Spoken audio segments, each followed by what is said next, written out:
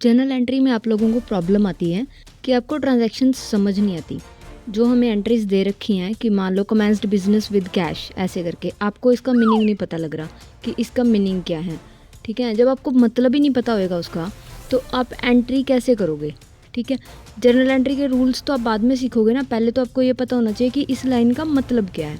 And आपके जो teachers हैं वो बहुत ही स्पीड से फटफट बता के चले जाते हैं एंड सब कुछ आपके ऊपर से निकल जाता है।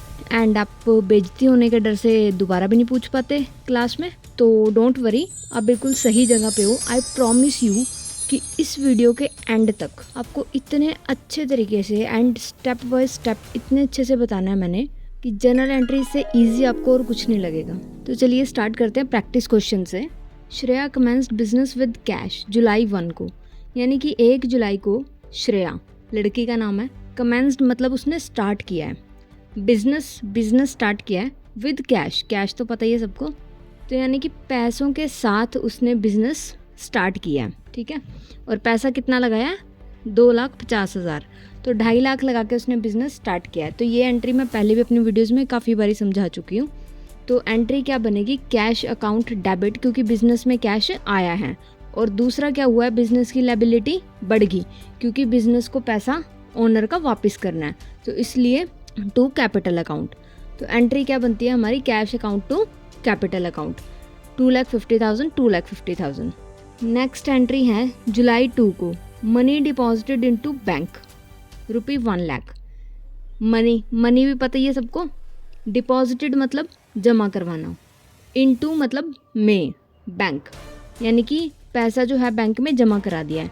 अब मान लो आपके बिजनेस के अंदर आपके पास कई बार ज़्यादा भी हो जाता है ना कैश, तो इतने कैश का क्या करोगे, कई बार चोर भी लूट के ले जाते हैं।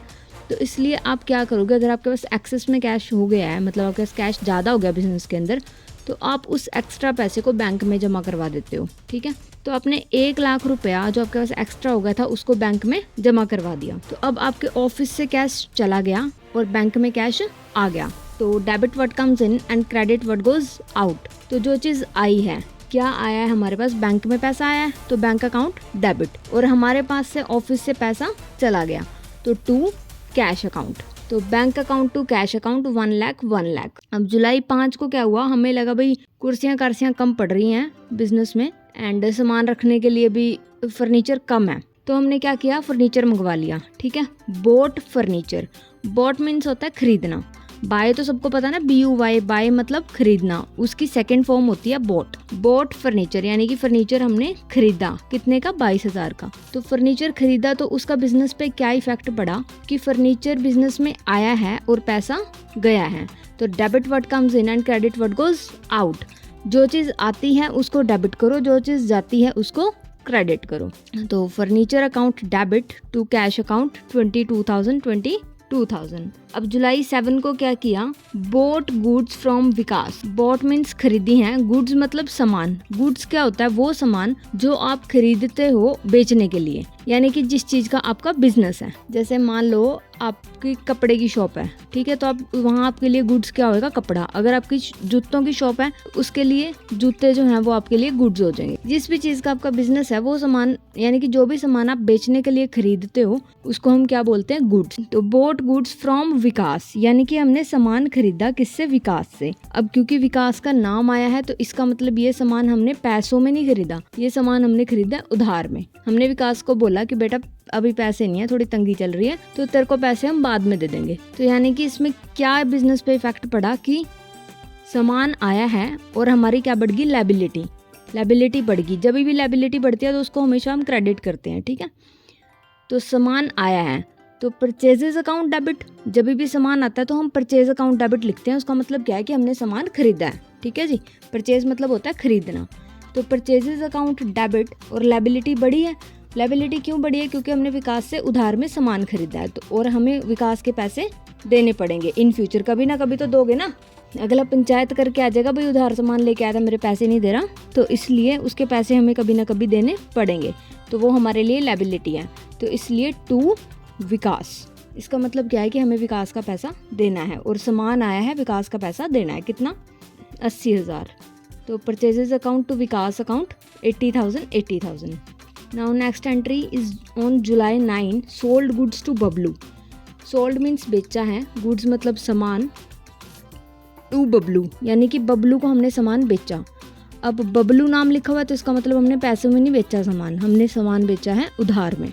तो अब इसमें बिजनेस पे क्या इफेक्ट पड़ा कि सामान गया और बबलू से पैसा लेना है। सामान गया है और बबलू से हमने पैसा लेना है। तो जब हमें किसी का पैसा देना होता है तो उसको क्रेडिट करते हैं, और जब हमें किसी से पैसा लेना होता है तो उसको हम हमेशा डेबिट करेंगे। तो Bablu account debit to sales. हमें ये पता करना है ना कि हमने बबलू से पैसा लेना क्यों है, क्योंकि हमने उसको सामान बेचा है। तो ये हमें कैसे याद रहेगा, तो हम क्या लिखेंगे कि बबलू अकाउंट डेबिट यानी कि हमने बबलू से पैसा लेना है, और क्यों लेना है, क्योंकि हमने उसको सामान बेचा है। तो बबलू टू सेल्स, और कितने पैसे का सामान बेचा हमने उसको, 25,000। तो Bablu account debit to sales account 25,000।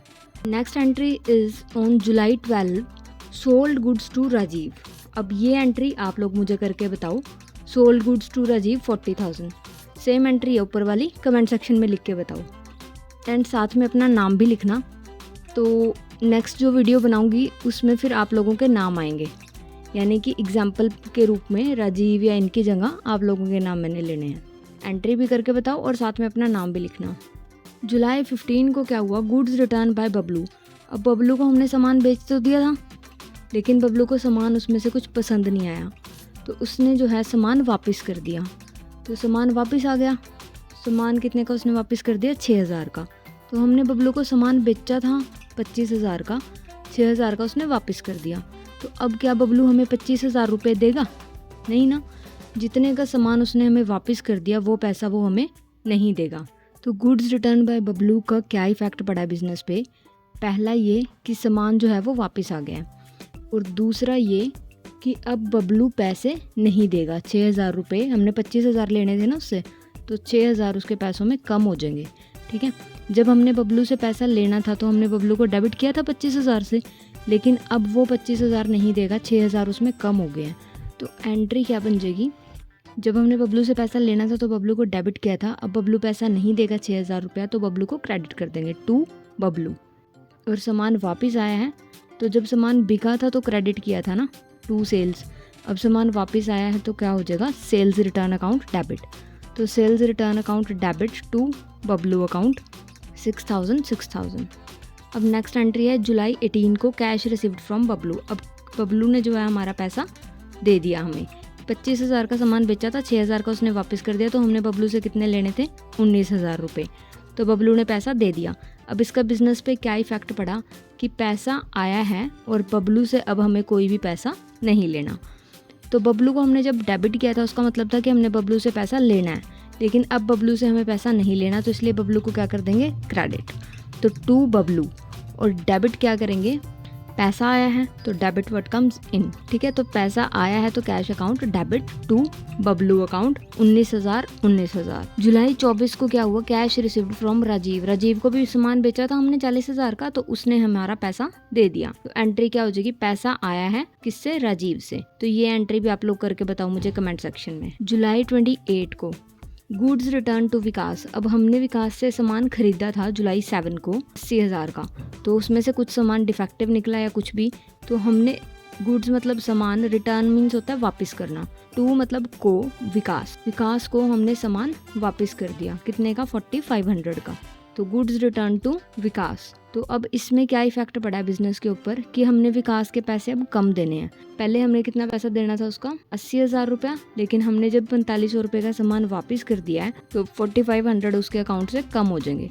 तो जब हमने उसको पैसा देना था तो हमने उसको क्रेडिट किया था, टू विकास लिखा था, तो अब 4500 रुपये कम हुए हैं तो विकास को क्या कर देंगे हम, डेबिट। तो विकास अकाउंट डेबिट। और ये पैसा कम क्यों हुआ है, क्योंकि हमने उसका सामान वापस कर दिया है। जब हमने सामान खरीदा था तो एंट्री क्या करी थी, परचेज अकाउंट, यानी कि सामान खरीदा है, लेकिन अब सामान वापस किया है, तो जब सामान आया था तो डेबिट किया था, अब सामान वापस जा रहा है तो क्या कर देंगे उसको, क्रेडिट। तो टू परचेज रिटर्न अकाउंट। तो एंट्री क्या बनेगी, Vikas account to purchase return account 4,500। अब जुलाई 31 को क्या किया हमने, कैश पेड टू विकास को हमने पैसे दे दिए। 80,000 का सामान खरीदा था, 4500 रुपये का वापस कर दिया, तो हमने उसके कितने पैसे देने थे, 75,500। तो हमने वो पैसे उसके दे दिए। तो बिजनेस पे क्या इफेक्ट पड़ा कि पैसा गया और विकास की लायबिलिटी ख़त्म होगी। तो अब विकास का हमने कोई पैसा नहीं देना, तो Vikas account debit to cash, पैसा गया ना, क्रेडिट व्हाट गोज़ आउट, तो Vikas account debit to cash account 75,500, 75,500।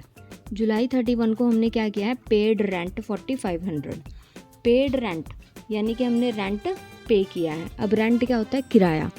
हमने कोई आउटलेट या कोई जगह ऐसी हमने किराए पे ले रखी है जिसका हमने किराया देना है, तो हमारे लिए वो क्या है, खर्चा।